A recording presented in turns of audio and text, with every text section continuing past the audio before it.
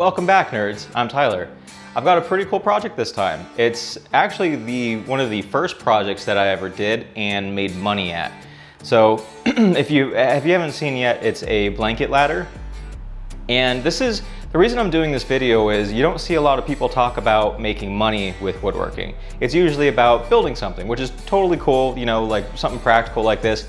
I'm not selling this. This is just something that I needed for the garage. So the cool thing about blanket ladders is they are super cheap to make, really easy. You can make one in about an hour, and that includes sanding and staining and everything.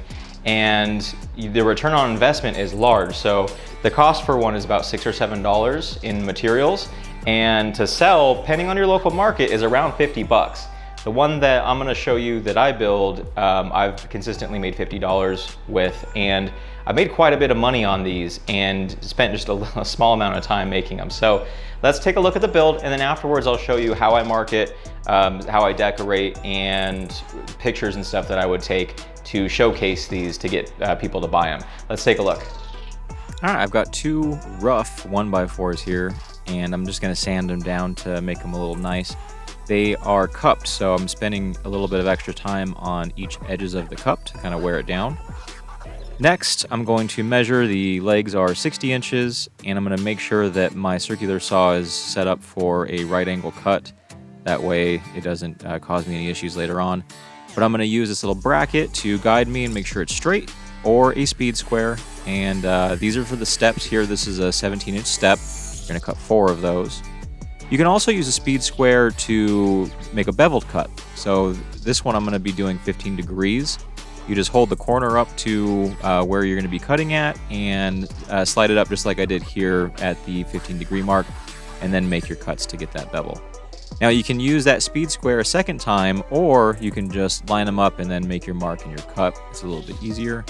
And then hit it with some sandpaper on the legs and the steps to get rid of any burrs. The first step is 8 inches from the top, and then the following steps are 10 inches apart. I make those marks, and then I make an additional mark 2 inches below each of the previous step locations. Now I'm going to use this as a guide, that way I can figure out the angle that I want to angle the steps down. This helps with the flow of the blankets when you hang them on there, so they're not just flat. I use a little piece of scrap wood as a template, and that way I can kind of draw them out beforehand. It makes it a little bit easier. Notice the orientation of the boards. The cups are facing each other, and the points for the bevels stick outward, and this is where all the marks were made. The easiest way I've found to mount the steps is to drill the pilot holes in the legs first, and then follow the pilot hole as a guide into the step, screwing one screw in, and then drilling the second pilot hole and screwing the second screw into the leg. And kind of following that, it's a lot easier after the first one, and I did that for all of this side, and the same thing on the second side, and it was actually even easier with all the steps already in place. You just have to make minor adjustments and screw them in. After the steps are mounted, I use sandpaper to remove any markings that I had, and then I dusted everything off. I added some pre-stain treatment, and then I stained. And I highly recommend using pre-stain treatment, and if you like the particular stain that I used, I'll link all this stuff in the description if you're interested. But that's it. Let's get back to old sweaty in the garage. So that's it, you guys. It's really that easy. Like I said, 2 pieces of wood, make your cuts, screw it together, and then stain it. I couldn't think of a more basic project to make you any more money personally. If you can think of one, you know, leave some comments below. I'd love to take a look. But like I was saying before, this project has made me quite a bit of money, enough to buy most of the tools that I have here.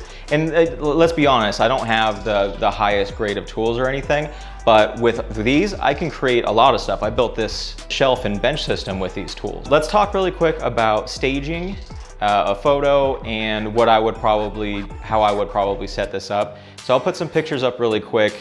And you'll notice that I'm incorporating other decorations. I'm incorporating blankets. I'm putting it in places in my house where it's really photogenic. Maybe I have another piece of furniture that matches this. And you don't have to, you can put them as standalone items. A lot of people know what they're looking for when they see a blanket ladder, so I don't think it's gonna be that big of a deal, but if the point is when you're trying to sell something, the nicer you make it look, the more someone's gonna want to buy it. Look online, look on Google, see if you could find some other examples and try and stage it similar to that. And that way you can get some of these out the door and make yourself some money. I want to talk to you guys about one last thing. I'll make it quick. My freaking moobs are sweating out here. It's so hot in Phoenix. I want to talk to you about a video that I have coming out. I am going to be making a jig specific for these blanket ladders, and that way you can cut your production time, I would say, down to, you know, half or at least 3/4 of what it is normally.